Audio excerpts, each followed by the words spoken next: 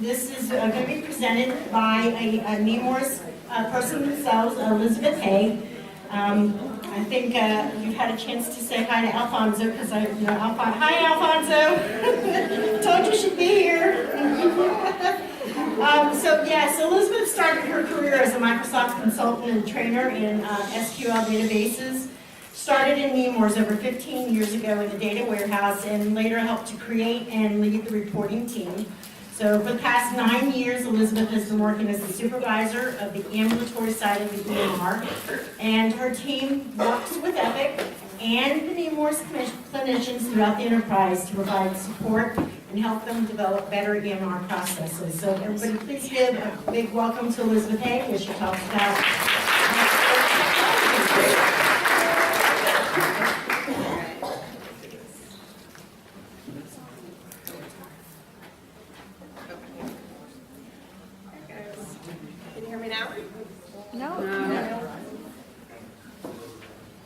Can you hear me? Yeah. Okay. Can you hear me? So you know what 3 p.m. is? What slot that is? It's the nap time slot. So I'm going to try to be really exciting so we can keep you up and engaged. And so basically what I want you to do is kind of clear your mind. And we're going to be thinking about our past. We're going to be thinking about our future, all related to technology. So, let me get my little clicker. All right, so when you see this image, the next image, I want you to raise your hand if you had one of these.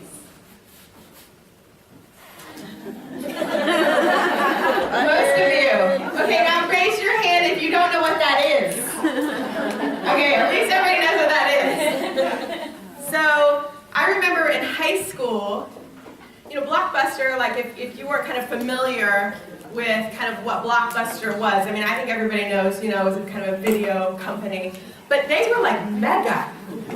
And I lived in Orange Park, and there was literally a Blockbuster on both sides of the street, and it's a brick and mortar store, because the one was so busy and successful.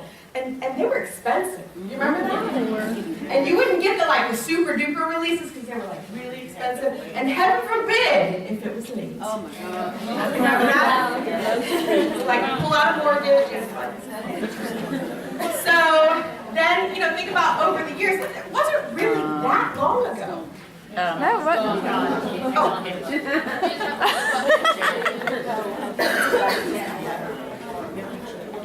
Oh, there it is. There it is. You got it. Okay. See, it's already falling asleep. So it wasn't really that long ago. And so now we all know what Redbox, right? So Redbox, it's not really manned. All the payments and stuff are electronic. There's so much functionality that's kind of built in. It kind of makes everything less expensive. They can put one on every corner. You don't have to drop it off the same place, that type of thing. So games and videos and everything, it really has changed the industry, and it really put Blockbuster out of business. And think about now with streaming and stuff like that, where we're kind of going to in that industry. All right, what about paying? Who pays with their phone currently? Raise your hands. Who currently pays? Who has used Apple Pay, Square Cash, PayPal, any of those? PayPal.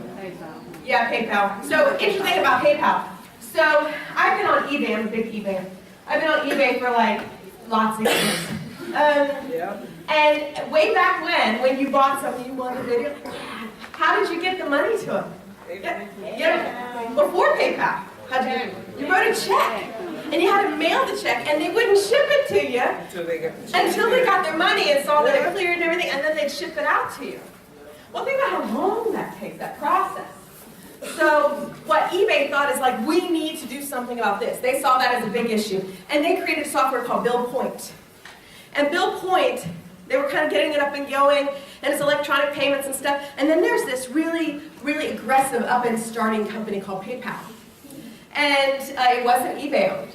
And so what was happening is it was winning on their own application against them. So instead of fighting it, eBay thought, they're doing something right. So they purchased them. So then they phased out Bill Point in the early 2000s. And that's how we have PayPal today. And I use PayPal all the time. The crazy thing is now it's used on all sorts of stuff outside of eBay. But that was kind of its startup and how it works. So then we have restaurant apps and grocery apps. Does anybody use a grocery app? A few people? I use an app called Shipt over in Orange Park. And if you have a really busy weekend or something, you can order your stuff from Publix through the Shipt app. And now I just saw a thing that said you can order from Winn-Dixie as well. And somebody goes shopping for you and brings it to your house. And on those weekends, like this coming weekend for me, that's really busy. It's very handy to have somebody at your door with just the groceries that you need, and a couple of them that you actually just chose the wrong thing accidentally. But you know, and for a little upcharge, this too can be yours. You can make payments and everything else online. So, restaurant apps. The crazy thing is you remember? They say you remember. We still do this. They say, do you want to earn points on XYZ restaurant? And they give you one of those cards, and then you add it to your like enormous stack of like cards that you really will never use again, or you always forget when you get up to the line. Well, now it's a lot of it now is being controlled like Starbucks. Tracks your points, you can pay, and what my husband does is he actually will buy it now online, and in the morning he walks into Starbucks, passes that full line, and walks right up to the counter and grabs the cup. This is Brian. So he doesn't even wait in line anymore. So think about how that's changing the industry and the way we're thinking about things. All right, next is travel. Travel agents. How many people have used a travel agent? How many people used one recently? Well, companies like AAA are really feeling that push. The big clientele that they service now are older generations that still use triptychs and still need a travel agent for different things. So it's really changing AAA's industry and how they're thinking. And really, if these companies don't kind of try and keep up or merge in with their current technology, then they'll be closing, like Blockbuster did. So has anybody used HomeAway or Airbnb, VRBO, any of that kind of stuff? If you haven't, it is really fantastic. You can get places a lot less expensive than hotels in places like New York. And what's happening is the patrons, the people, are the business. And if you're not providing good service, you get a bad rating. And nobody else is going to use your service. So it behooves you to keep things clean and organized and be responsive and things like that. So those things are really changing the world for hotel industries and things like that, because people are starting to use, and when we stayed in New York, we stayed at somebody's place, somebody's flat, and guess what? That's how he actually pays for his flat in New York, is by leasing it out occasionally through the Airbnb app. So Uber is a big one. Now it's been on the news and stuff like that. Think about Uber. Did Uber create the car? Did they create maps? They didn't really create any of this new functionality, they just reimagined it. But how super smart is that? And think about what it has done to the taxi industry. I mean, there are some areas that it's kind of outlawed now to even use Uber. And think about the competition and the conflict. So the key is to understand the change. Sometimes it's painful. Sometimes it goes in a direction that we weren't expecting, or companies weren't expecting. And it has to get over those bumps and get through those bumps to kind of make it onto the other side. Okay, a couple stats here for you. Mobile phones. Out of every 10 Americans, 9 of them have a cell phone. Out of every 10 Americans, about 7 have a smartphone. I remember when BlackBerry came out? I thought it was hot stuff. And that thing lasts forever. You can throw it across the room. Right, didn't like toilets, but everything else did okay. So social media, actually this one kind of surprised me, that 7 out of 10 are on social media. And here's me thinking like, Facebook's the big thing, right? No. Then I asked my daughter in high school, and they were like, only old people use Facebook? I know. Oh. Yeah. I was like, oh my God. And so that's the high schoolers. So that's Generation Z. So that's after the millennials. So think about that and how it's going to have an impact on Facebook in the future. So we're going to see some changes. Yeah, I mean, think about MySpace. Yeah, we don't hear about that anymore. It's gone. That's because it's gone. Oh, is it? Well, Yeah. you can still find your way to get photos if you know exactly where you're going. But you can't just get into it. It's a lot of like artists and stuff now. Oh, okay. See, I didn't even know that. So, you know, and people use, so what's the new up and coming? Snapchat. Yeah. I know how to use it, actually. Yeah, but their new upgrade's gonna hurt them.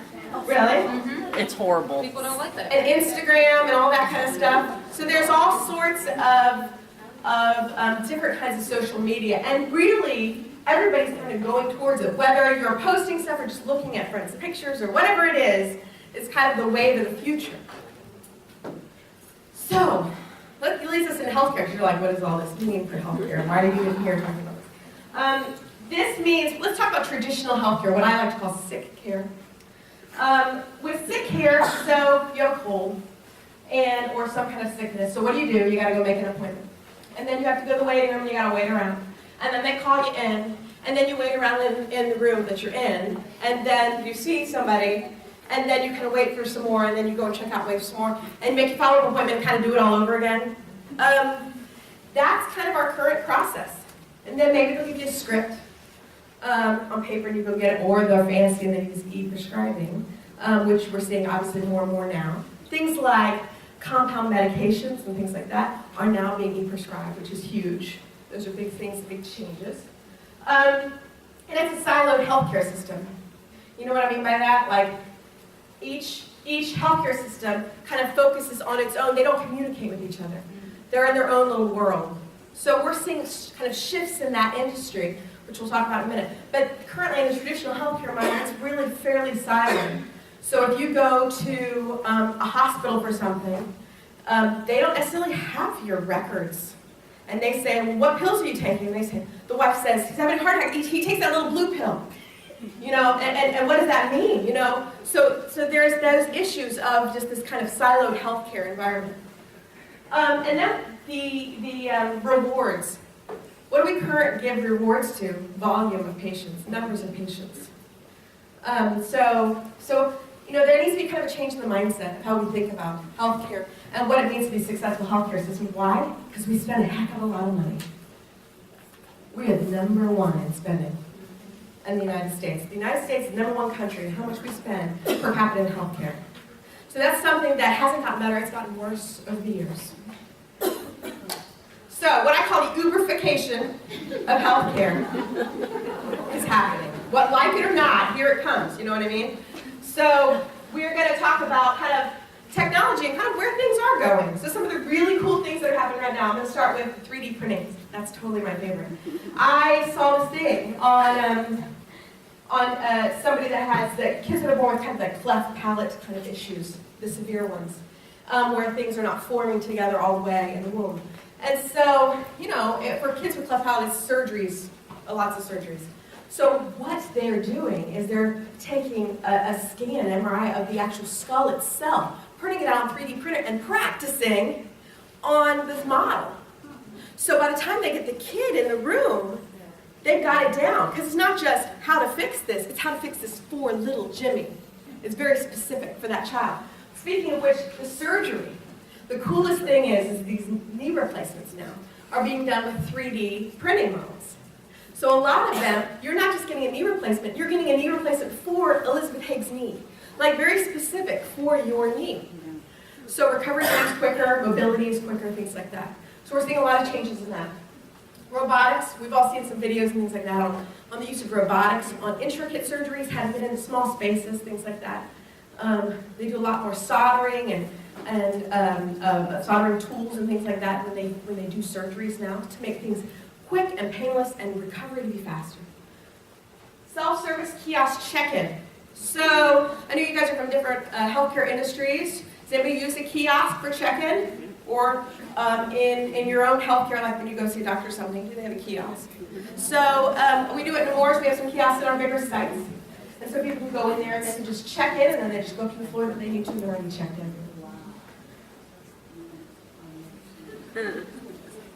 All right, so the EMR.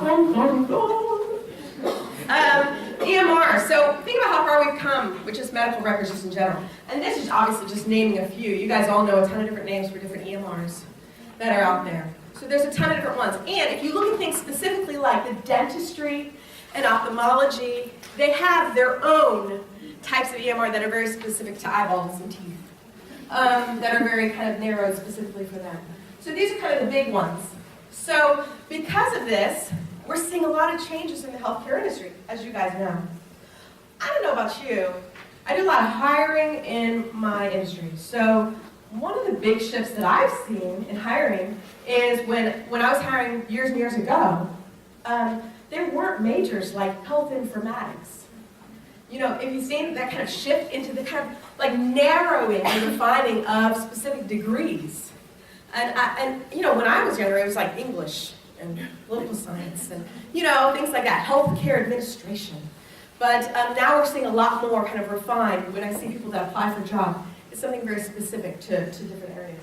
Although I will say at like 20 years old, I didn't know what I really wanted to do. So I don't know that I would have known to choose that. So, but it's nice that there's those options available for people that want to get into different industries. All right, so the good things about these EMRs. And you guys probably know some of these, right? Reporting.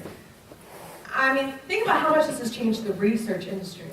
That we can look at historical data and report off of the longer we have stored information for, the more reporting, the more we can see ahead in our future based off of mistakes or changes or things that we've done in the past and how it's impacted. Fail-safe measures. Really cool things about fail-safe measures that if a doctor prescribes medication, Epic can say, hey, the kid is not of that particular weight for you to prescribe that dosage. So there's those kind of fail-safe measures. Hey, this patient is taking another medication that kind of contradicts the one that you are prescribing. So those things are kind of built in to the system to help. Communication back to the PCP. So a lot of times the PCP will refer to a specialist, right? And then they never really hear back again. So there's automated, or they can hear back through faxing and things like that. There's automated systems that will automatically send things back to those PCPs, or people who did referring. Templates. So we have templates within all these EMRs, and those templates are kind of a standardized set of instructions and things that those doctors need to do. And they basically go through and click buttons and fill these things in. So it helps to standardize, and also standardize across the organization. I mean, I know Shan's is here and some other people with organizations that are in multiple locations. Well, these kinds of templates help with that process of standardizing across multiple locations. So all endocrinologies are documenting in a similar fashion. What about the bad and the ugly? Let's you do this right quick. We'll talk about this one first. Because you know, this is true. How many people have experienced this kind of thing where you go into an office and the doctor's really not paying attention to you as much as they could because they're documenting? So I've seen this take place, and it's really hard for the providers to document. A lot of them will now have scribes, somebody that comes in with them and does their typing. But you know, that costs money to bring somebody in to do their documenting while they're talking. So not all organizations will do that.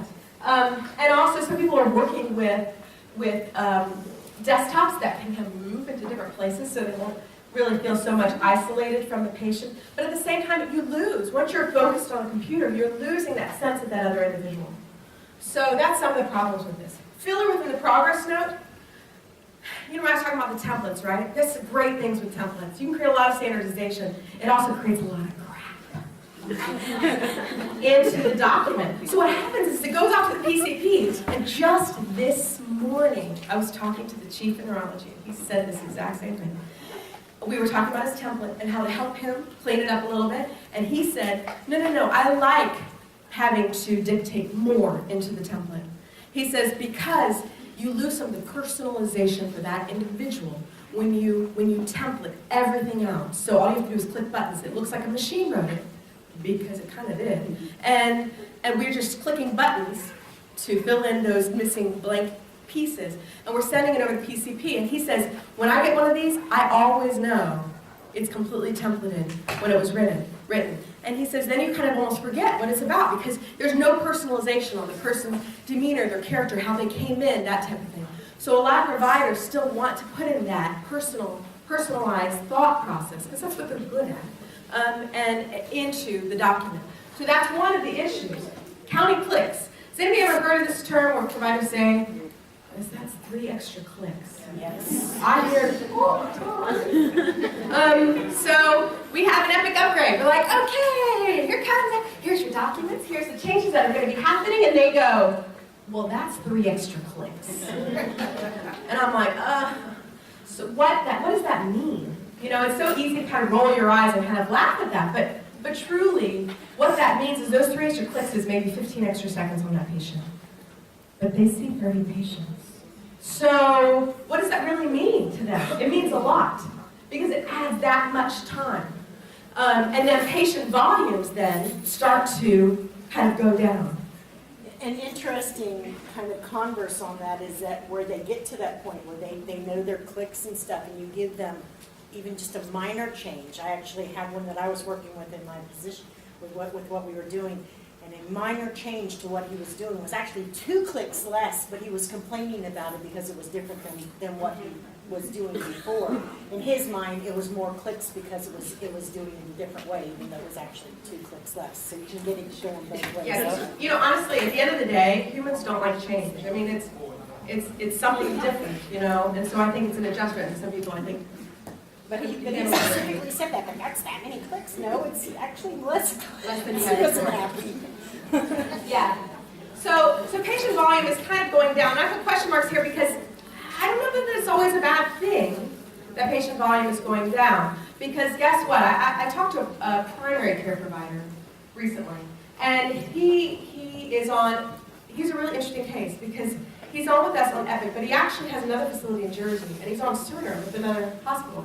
So he actually, every week, flies, which is crazy. But he said, you know, I'm seeing about 50 to 60 patients with Epic. He's like, I used to see 80 a day on paper charts. And I thought, 80 a day? Holy cow, how much time do you spend with each patient? Just like 2 minutes. It feels like, you know, one and done kind of thing. I mean, so I don't know, is it always a bad thing that you're spending more time with the documentation but it definitely is something that needs to be worked on. It needs to be honed in on. So I think those are those bumps that I was talking about, those areas that really do need improvement within our healthcare system. Okay, some other shifts. I'll talk about the mobile applications. So one of the cool things, we have what's called Haiku and Canto in the Epic world, but I know the other apps all have different things. And basically, it's access through your phone or your iPad for the doc. So the doctor's at home, and a prescription needs to be refilled, and they can do that right from their phone. So it adds a really nice functionality. Things can get processed faster through these mobile apps. So we have a lot of changes in that. Care everywhere, care elsewhere. This is the Epic terminology. I'm not sure how it's termed in other industries. But basically what this is, remember I talked about silo healthcare? This kind of is helping to overcome some of these things. So we have Shands and Mayo that are Epic for us. And so what we can do is we can develop relationships with those different companies to where we can see each other's Epic to Epic system. That's Care Everywhere. It's the Epic to Epic system. So we can basically get information on the patient that they have seen. That's a patient that we have in our office, so we can get more history on that patient, more of a background. Care Elsewhere is Epic to something other than Epic. So an example would be at Nemours here downtown, we are connected to 2 Baptist, and they're on Cerner. So we have connection, and we can say Epic to Cerner. It's a little more of a limited view, but we can still see patient data, patient history, so we can get a better history and do better care on the patient.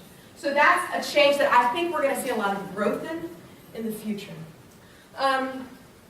Primary care acquisition. So this is huge, and I don't know that people really realize what all is going in the primary care world.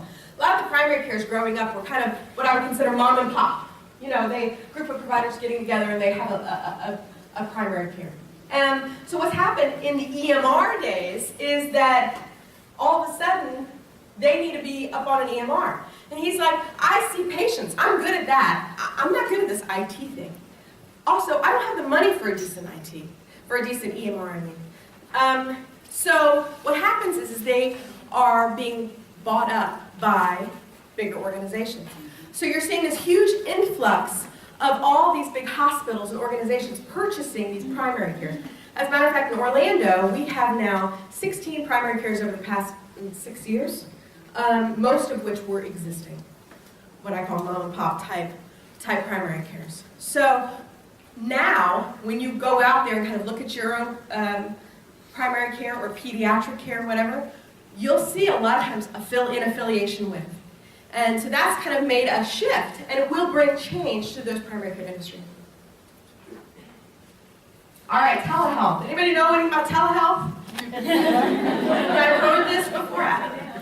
Okay, so yeah, so telehealth kind of broken down into different components. I call this the 24/7. It's kind of like the urgent care.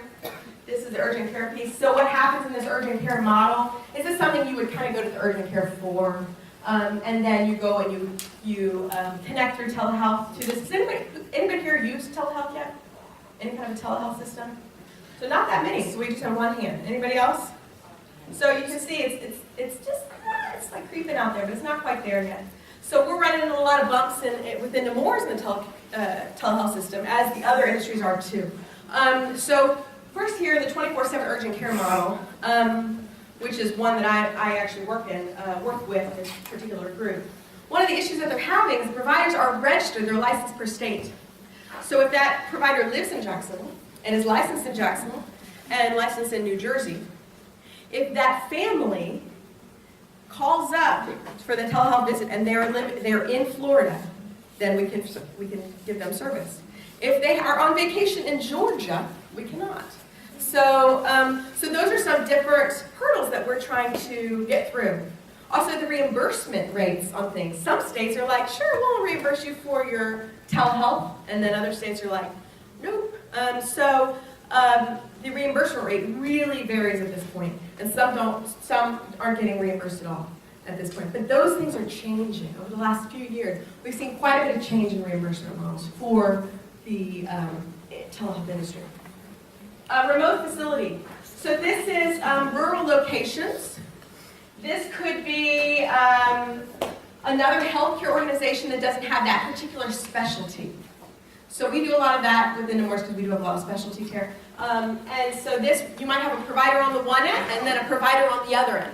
So that specialty provider, they can have that communication with the patient there in the room to provide a better health care for that specific need. And then what I would call home care. Home care could also be like a school, a daycare, things like that, or an actual home facility. So one of the things that I've seen some change in is for follow-up visits. So if you have some kind of a fairly minor surgery or things like that, and normally your follow-up, you have to go in the office, do the whole waiting game and all that for like 2-second follow-up.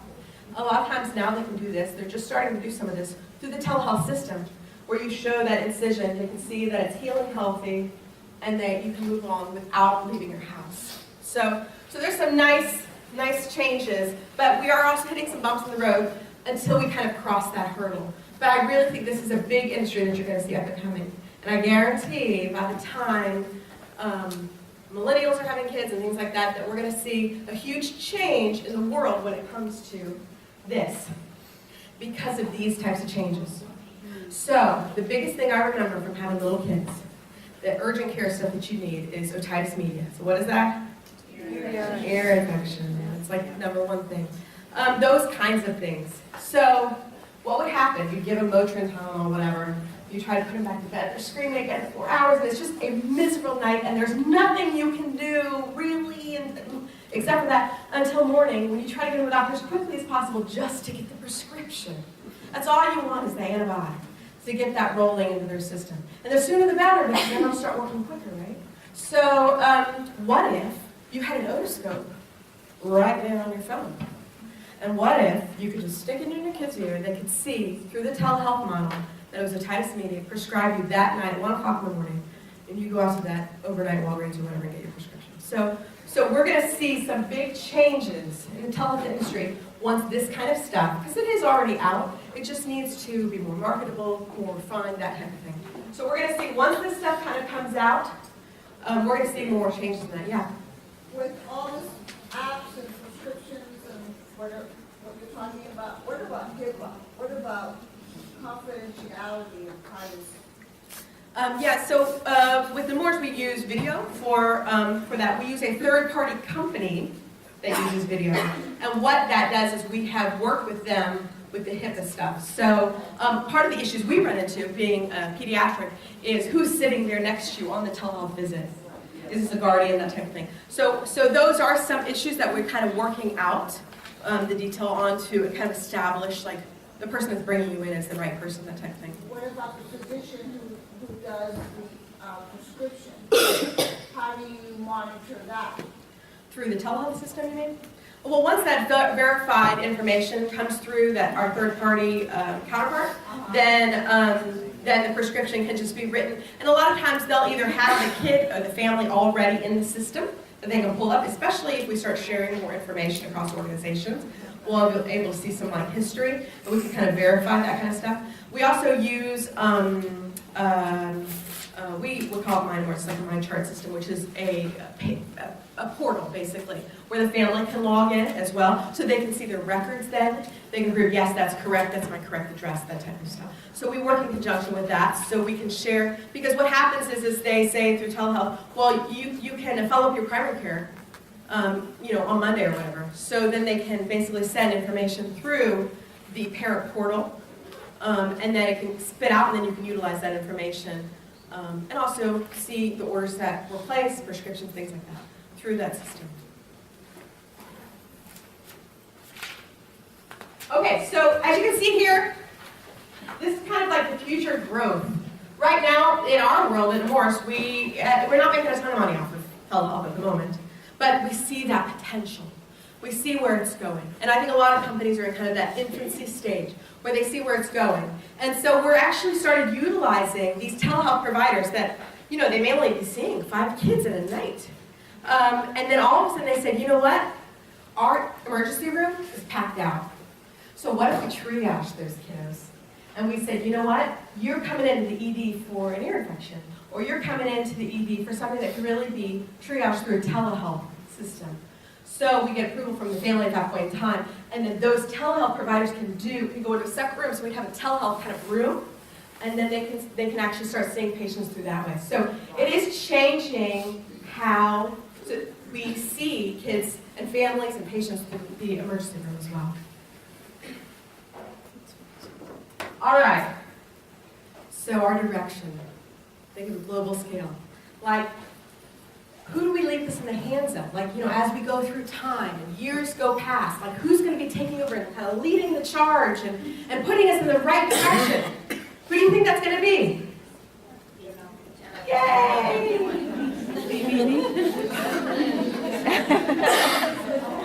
Yay!